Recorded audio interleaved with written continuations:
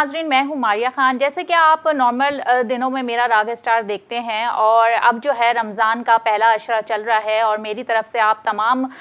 دیکھنے والے ناظرین کو رمضان المبارک بہت بہت مبارک ہو۔ اور اسی کے ساتھ راگ اسٹار رمضان اسپیشل میں ہم جو ہے وہ نعتیں، حمد اور بہت سارے ایسے رمضان کے حوالے سے چیزیں لے کر آئے ہیں جو آپ دیکھیں گے، اور امید ہے آپ کو میرا جو رمضان کا اسپیشل راگ اسٹار پسند آئے گا۔ تو آئیے پہلے ہم چلتے ہیں نعت رسول مقبول صلی اللہ علیہ وسلم فوزیہ احمد سے سنتے ہیں اور پھر واپس آتے ہیں۔ میری قسمت جگانا تیرا کام ہے، حکم سے پردہ اٹھانا تیرا کام ہے، تیرے قدموں میں آنا میرا کام تھا، میری قسمت جگانا تیرا کام ہے، میری آنکھوں کو ہے دید کی آرزو، رخ سے پردہ اٹھانا تیرا کام ہے، تیری چوکھٹ کہاں اور کہاں یہ جبیں، تیری چوکھٹ کہاں اور کہاں یہ جبیں، تیرے فیض کرم کی تو حد ہی نہیں، تیرے فیض کرم کی تو حد ہی نہیں، جن کو دنیا میں نہ کوئی اپنا کہے، جن کو دنیا میں نہ کوئی اپنا کہے، ان کو اپنا بنانا تیرا کام ہے، قدموں میں آنا میرا کام تھا، میری قسمت جگانا تیرا کام ہے، میری آنکھوں کو ہے دید کی آرزو، رخ سے پردہ اٹھانا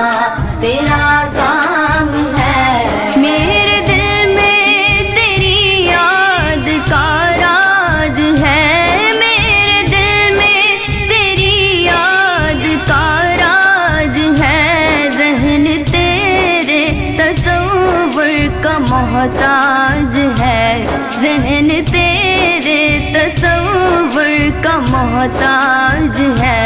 ایک نگاہ کرم ہی میری لاج ہے، ایک نگاہ کرم ہی میری لاج ہے، لاج میری نبھانا تیرا کام ہے، تیرے قدموں میں آنا میرا کام تھا، میری قسمت جگانا تیرا کام ہے، میری آنکھوں کو ہے دید کی آرزو، رخ سے پردہ اٹھانا تیرا کام ہے، پیش ہر آرزو ہر تمنا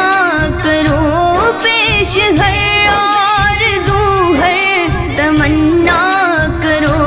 تھام لو جالیاں التجائیں کرو، تھام لو جالیاں التجائیں کرو، مانگنے والو دامن کشادہ کرو، مانگنے والو دامن کشادہ کرو، کملی والے کا فیض کرم عام ہے، قدموں میں آنا میرا کام تھا، میری قسمت جگانا تیرا کام ہے، میری آنکھوں کو ہے دید کی آرزو، رخ سے پردہ اٹھانا تیرا کام ہے، میری قسمت جگانا تیرا کام ہے، رخ سے پردہ اٹھانا تیرا کام ہے۔ تو جی ناظرین، ماشاءاللہ بہت ہی خوبصورت نعت رسول مقبول صلی اللہ علیہ وسلم آپ لوگوں نے سنی، اور رمضان کا جو پہلا عشرہ ہے امید ہے آپ لوگوں کا بھی اچھا گزر رہا ہوگا۔ اور اس کے ساتھ ہی جو ہمارے ورسز پاکستانی ہیں جو اپنے پاکستان سے دور ہیں، اور یہاں پہ جو رمضان پاکستان میں ہم کراچی میں مناتے ہیں تو بہت ہی اسپیشل رمضان ہوتا ہے، یہاں پہ فیملی ہوتی ہیں، گیٹ ٹوگیدر ہوتا ہے، افطار پارٹیاں ہوتی ہیں، تو بہت ساری چیزیں ایسی ہوتی ہیں جو ہمارے ورسز پاکستانی بہت مس کرتے ہوں گے، کیونکہ یہاں ایک رمضان کی چہل پہل، رونقوں کے دن، سحری اور افطاری میں جو چہل پہل ہوتی ہے، رونق ہوتی ہے، گھروں میں شور شرابہ ہوتا ہے، کچنوں میں افطاریاں بن رہی ہوتی ہیں، سحری کے ٹائم سحری بن رہی ہوتی ہے، تو یہ رونقیں، یہ مزہ رمضان کا صرف ہمارے پاکستان میں ہے اور کہیں پہ بھی نہیں، چاہے آپ کسی بھی کنٹری میں رہتے ہوں، کسی بھی ملک میں رہتے ہوں، لیکن جو مزہ رمضان کا ہمارے ملک میں پاکستان میں ہے وہ کہیں اور نہیں آتا۔ تو یہ مزہ جو ہے آپ لوگوں کو بھی احساس ہوتا ہوگا کہ کاش ہم پاکستان میں ہوتے۔ تو باتیں تو رمضان کی میں آپ سے کرتی رہوں گی جب تک رمضان ہے، راگ اسٹار میں، رمضان اسپیشل میں۔ ابھی ہم چلتے ہیں اور بیان سناتے ہیں آپ کو جو ہے مولانا در محمد کا، تو چلیے آئیے بیان سنتے ہیں۔ بسم اللہ الرحمن الرحیم، نحمدہ ونصلی ونسلم علی رسولہ الکریم، اما بعد فاعوذ باللہ من الشیطان الرجیم، بسم اللہ الرحمن الرحیم۔ الم تر الی الذی حاج ابراہیم فی ربہ ان آتاہ اللہ الملک، آمنت باللہ، صدق اللہ مولانا العظیم، وبلغنا رسولہ النبی الکریم الامین الرؤوف الرحیم۔ حمد و ثنا کے بعد نہایت ہی واجب القدر ناظرین کرام، السلام علیکم ورحمۃ اللہ وبرکاتہ۔ مختلف قرآنی احکامات کو، قرآنی واقعات کو مستند کتب سے آپ کے سامنے بیان کرنے کی ہم سعادت حاصل کر رہے ہیں۔ آج آپ کے سامنے قرآنی کچھ واقعات بیان کرنے جا رہا ہوں۔ ان میں سے حضرت ابراہیم علیہ نبینا علیہ الصلاۃ والسلام اور نمرود کے حوالے سے جو ایک مشہور واقعہ ہے وہ، اور اسی طریقے سے اور بھی کچھ واقعات ہیں، وہ آپ کے سامنے انشاءاللہ العزیز بیان کرنے کی سعادت حاصل کروں گا۔ اس واقعہ کو بیان کرتے ہوئے اللہ تعالیٰ نے قرآن مجید کے اندر ارشاد فرمایا، الم تر الی الذی حاج ابراہیم فی ربہ، کیا آپ نے نہ دیکھا ان لوگوں کو کہ جو حضرت ابراہیم علیہ الصلاۃ والسلام سے جھگڑ رہے تھے، فی ربہ، ان کے رب کے بارے میں۔ کس بارے میں؟ ان آتاہ اللہ الملک، ان کا یہ گمان تھا، وہ یہ سمجھ رہے تھے کہ رب تعالیٰ نے انہیں حکومت دی ہے، یعنی رب تعالیٰ حاکم مطلق ہے۔ تو ایک شخص وہ تھا جو حضرت ابراہیم علیہ الصلاۃ والسلام سے اس بات پر جھگڑ رہے تھے کہ جس طرح اللہ تعالیٰ حاکم ہے، خالق ہے، مالک ہے، اسی طریقے سے میں بھی خالق و مالک ہوں۔ اذ قال ابراہیم ربی الذی یحیی و یمیت، تو حضرت ابراہیم علیہ نبینا علیہ الصلاۃ والسلام نے ان سے کہا کہ میرا رب تو وہ ہے یحیی و یمیت، جو زندہ بھی کرتا ہے اور موت بھی دے دیتا ہے۔ کیونکہ حضرت ابراہیم علیہ نبینا علیہ الصلاۃ والسلام جس زمانے میں مبعوث ہوئے، اس زمانے میں لوگ جو ہے مختلف چیزوں کی عبادت کرتے تھے۔ جیسے مثال کے طور پر بعض لوگ اس زمانے میں سورج کی عبادت کرتے تھے، بعض لوگ ستاروں کی عبادت کرتے تھے، بعض لوگ چاند کی عبادت کرتے تھے۔ حضرت ابراہیم علیہ نبینا علیہ الصلاۃ والسلام نے جب لوگوں کو اس طرح عبادتیں کرتے دیکھا، آپ نے فرمایا کہ یہ تم کن چیزوں میں لگے ہو، یہ تو معبود نہیں ہے، یہ تو سب کے سب دھوکہ ہے۔ تو جب نمرود کو پتہ چلا، اور اس واقعہ کو اللہ تعالیٰ نے ویسے 17ویں سپارے کے اندر بھی بیان فرمایا ہے، وہاں پر بھی انشاءاللہ اس کے اوپر ہم گفتگو کریں گے، تو یہاں پر وہ سب سے پہلا واقعہ ہے جسے اللہ تعالیٰ نے قرآن مجید کے اندر بیان فرمایا۔ حضرت ابراہیم علیہ نبینا علیہ الصلاۃ والسلام نے ان کے بتوں کو جب ماننے سے انکار کر دیا، تو بادشاہ وقت جو نمرود تھا، اس وقت وہ بادشاہ وقت تھا، خدائی کا دعویٰ کر بیٹھا تھا، لوگ اس کے بارگاہ میں آتے، روزانہ سجدہ کرتے، اس کی عبادت کرتے تھے۔ تو لوگوں نے نمرود کو کہا کہ ہمارے محلے کے اندر، ہمارے شہر کے اندر ایک ایسا نوجوان بھی ہے جو تمہیں رب ماننے سے انکار کرتا ہے، وہ کسی اور کو، یعنی ایسا شخص، ایسے اللہ تعالیٰ کو جو آسمانوں میں، اسے رب مان رہا ہے، اور آپ کو رب ماننے سے اس نے انکار کر دیا ہے۔ تو نمرود نے حضرت ابراہیم علیہ نبینا علیہ الصلاۃ والسلام کو سب سے پہلے بلایا اور آپ سے پوچھا کہ بتاؤ تم کس کو مانتے ہو، تمہارا رب کون ہے؟ آپ نے فرمایا کہ میرا رب وہ ہے جو زندہ بھی کرتا ہے، میرا رب وہ ہے جو موت بھی دے دیتا ہے۔ تو نمرود نے کہا کہ اس میں کون سی بڑی بات ہے، یہ کام تو میں بھی کر سکتا ہوں، یعنی زندہ کرنا، مار دینا، یہ میں بھی کر سکتا ہوں، یہ تو میرے لیے بھی آسان ہے۔ اور نمرود نے کیا کیا کہ جیل کے اندر سے 2 افراد کو بلایا، ان میں سے ایک شخص وہ تھا کہ جس کو ابھی جیل سے چھٹکارا ملنا تھا، اسے حکم دیا کہ اس کو جو ہے نا پھانسی پر چڑھا دو، اور وہ آدمی کی جس کے لیے پھانسی ہونا تھا جس کو، اور اس کے لیے حکم جاری کر دیا کہ اسے جیل سے بری کر دو، یعنی بالکل ہی اس کا الٹ کر دیا، اور کہا کہ دیکھو تمہارا رب اگر زندہ کر سکتا ہے، تمہارا رب موت دے سکتا ہے، تو یہ کام میں بھی کر سکتا ہوں۔ دیکھو میں نے ابھی ایک بندے کو زندہ کر لیا، یعنی جس نے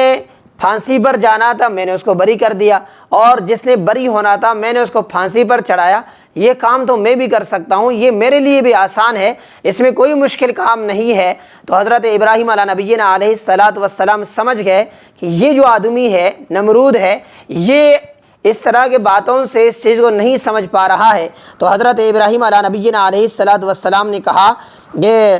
قال ابراہیم ان اللہ یأتی بالشمس من المشرق فأت بها من المغرب فبہت الذی کفر۔ تو حضرت ابراہیم علیہ نبینا علیہ السلام نے کہا کہ اچھا ٹھیک ہے کہ تم جو ہے زندہ کرنے پر، موت دینے پر بظاہر قدرت رکھتے ہو، اگرچہ تمہیں ایک دھوکہ ہے، مگر میرا رب تو وہ ہے جو سورج کو مشرق سے نکالتا ہے، مغرب میں غروب کرتا ہے۔ اگر تم یہ چاہتے ہو تو چلو تم سورج کو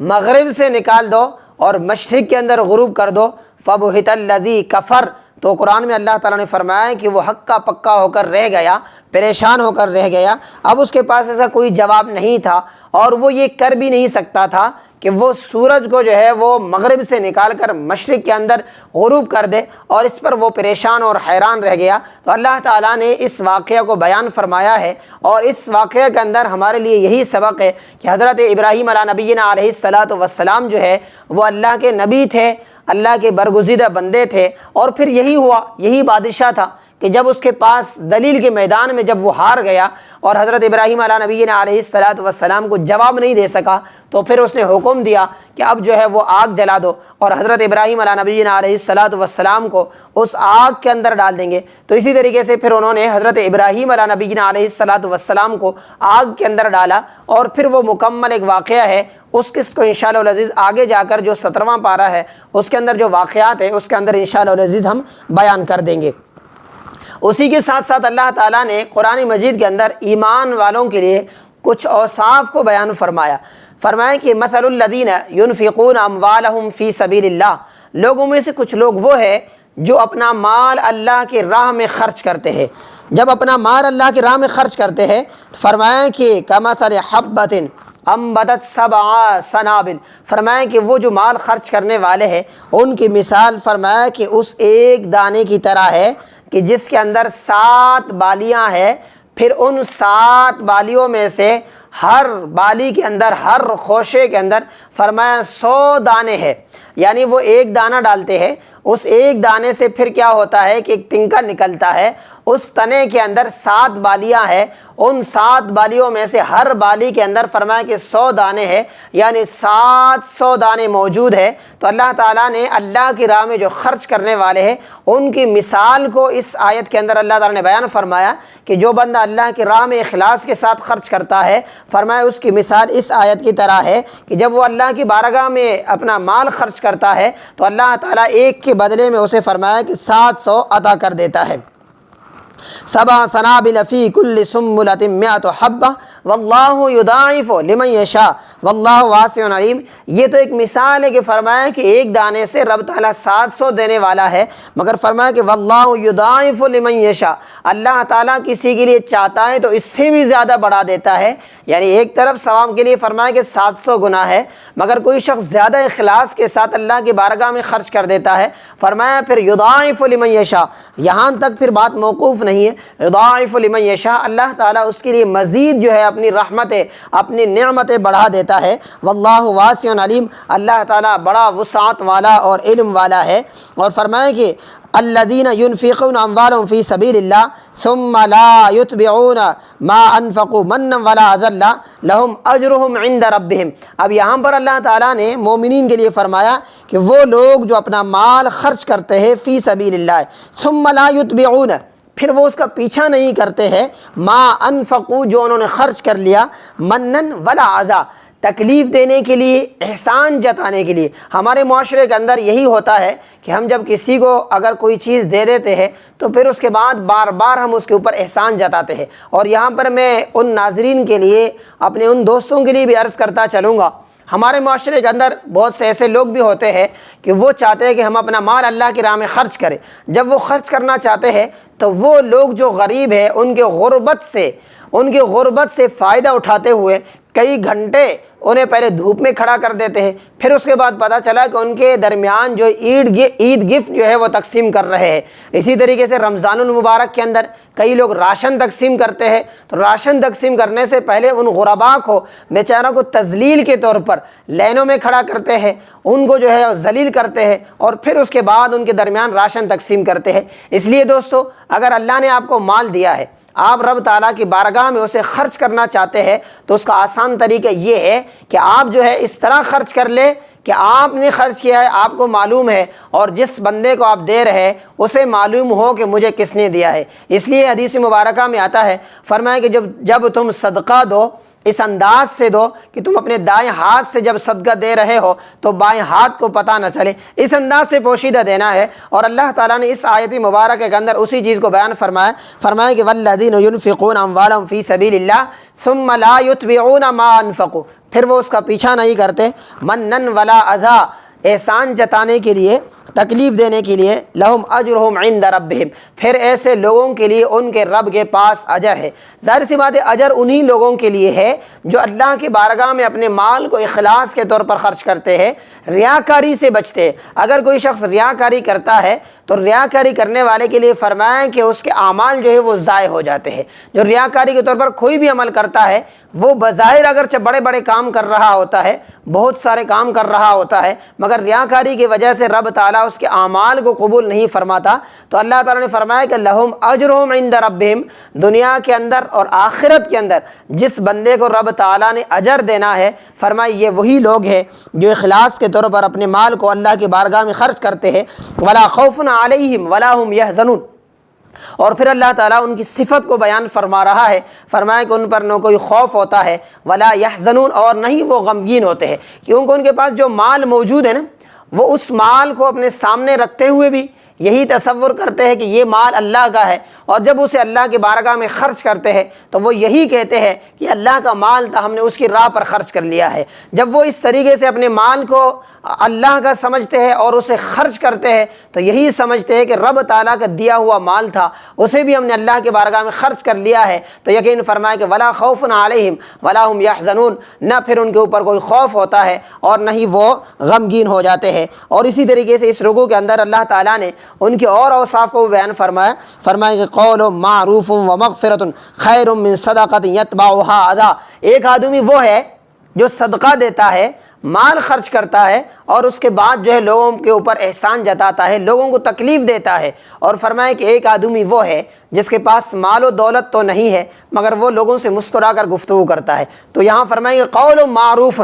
اچھی گفتگو کرنا، بہترین انداز سے گفتگو کرنا، کسی سے خوشی کے ساتھ مسکراتے چہرے کے ساتھ ملنا، فرمائے یہ بہت بہتر ہے اس مال سے کہ جس مال کو ہم غرباء میں تقسیم کریں اور پھر اس کے بعد جو ہے ہم ان کے اوپر احسان جتائے، ہم انہیں تکلیف دیں۔ فرمایا کہ انہیں پھر اس طرح اگر تم نے احسان ان کے اوپر جتانا ہے، انہیں تکلیف دینا ہے، تو پھر اس سے بہتر ہے تم اچھے انداز سے ان کے ساتھ گفتگو کرو، مسکراتے ہو غرباء سے گفتگو کرو۔ تو تمہارا یہ مسکرا کر غرباء سے گفتگو کرنا، ان کے ساتھ ملنا، ان کے ساتھ سلام کرنا تمہارے جو ہے وہ احسان جتانے سے زیادہ بہتر ہے۔ اس لیے میں اپنے ناظرین سے یہی عرض کروں گا، اگر رب تعالیٰ نے آپ کو نعمت نعمت دی ہے تو آپ اسے اللہ کی بارگاہ میں ضرور خرچ کر لیں، مگر خرچ کرنے کے بعد پھر غربا پر احسان ہرگز نہ جتائے۔ اور اگر آپ کے پاس مال نہیں ہے تو اللہ تعالیٰ نے فرمایا کہ قول معروف، بہترین انداز سے گفتگو کر لے، غربا سے اچھے انداز سے مل لے، غربا سے اچھے انداز سے گفتگو کر لے تو یقیناً اللہ تعالیٰ آپ کو وہ ثواب عطا فرمائے گا جو صدقہ دینے کا ثواب ہے۔ رب تعالیٰ کی بارگاہ میں دعا ہے اللہ تعالیٰ ان کلمات پر، ان باتوں پر ہم سب کو عمل کرنے کی توفیق عطا فرمائے۔ وآخر دعوانا ان الحمدللہ رب العالمین۔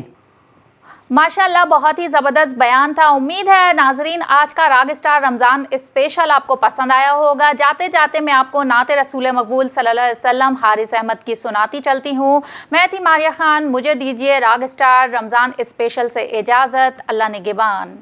سبحان اللہ سبحان اللہ سبحان اللہ سبحان اللہ سبحان اللہ سبحان اللہ سبحان اللہ سبحان اللہ۔ قل کیف فضا ماشاء اللہ، خود رب نے کہا سبحان اللہ۔ گلزار مدینہ صلی علی رحمت کی گھٹا سبحان اللہ سبحان اللہ سبحان اللہ سبحان اللہ سبحان اللہ سبحان اللہ سبحان اللہ سبحان اللہ سبحان اللہ۔ اس زلف معمر کو چھو کر مہکائی ہوئی اتراتی ہوئی، اس زلف معمر کو چھو کر مہکائی ہوئی اتراتی ہوئی، مہکائی ہوئی اتراتی ہوئی۔ لاگی ہے پیام تازہ کوئی، آئی ہے صبا سبحان اللہ سبحان اللہ سبحان اللہ سبحان اللہ سبحان اللہ سبحان اللہ سبحان اللہ سبحان اللہ سبحان اللہ۔ ہونٹوں پہ تبسم کی موجیں، ہاتھوں میں لیے جام رحمت، ہونٹوں پہ تبسم کی موجیں، ہاتھوں میں لیے جام رحمت، ہاتھوں میں لیے جام رحمت۔ کوثر کے کنارے وہ ان کا انداز عطا سبحان اللہ سبحان اللہ سبحان اللہ سبحان اللہ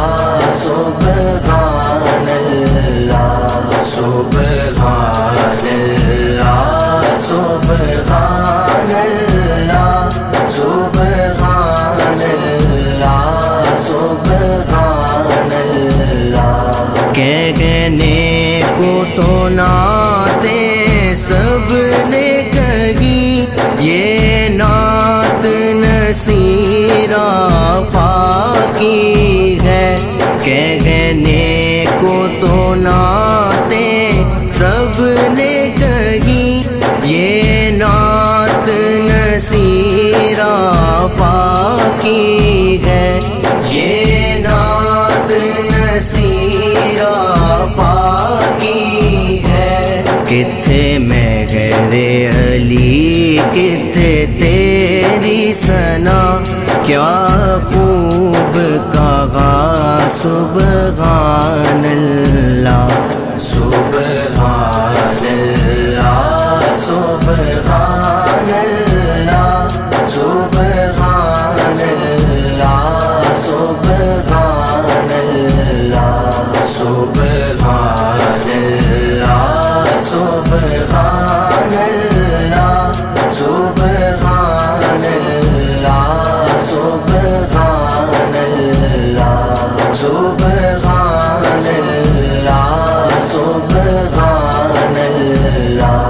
سبحان اللہ سبحان اللہ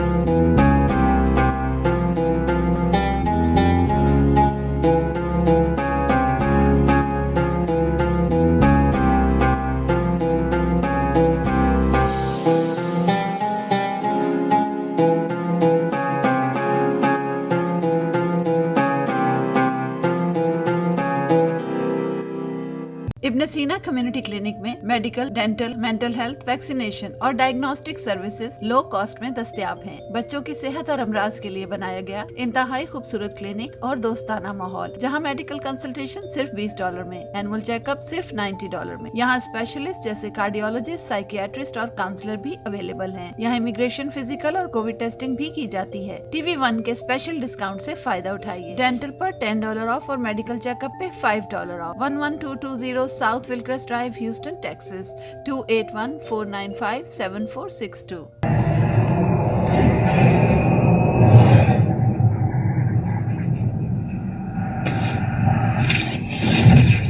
Kaba Fusion is a pharmacist-owned, patient-focused team of professionals with over 30 years' experience providing intravenous medication to pediatric and adult patients in the comfort and safety of their own home. Founded by Dr. Sohail Masood, a pioneer in the home infusion industry and recipient of Ernst & Young's Entrepreneur of the Year Award,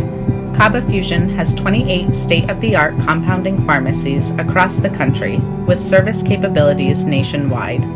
Specializing in IVIG, SCIG, and acute therapies, our highly skilled infusion nurses are present throughout your treatment and our clinicians are on call 24 hours a day.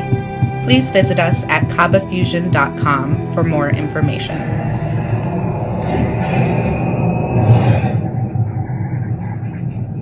Equal justice under law. We haven't yet lived up to that promise to marginalized communities across our nation. I'm Faisal Gill. I saw how the color of your skin, so I went to law school because I wanted to fight to make the law work for all. Because I wanted to give back. Because black lives matter. Because we need to incarcerate less and educate who deserves justice.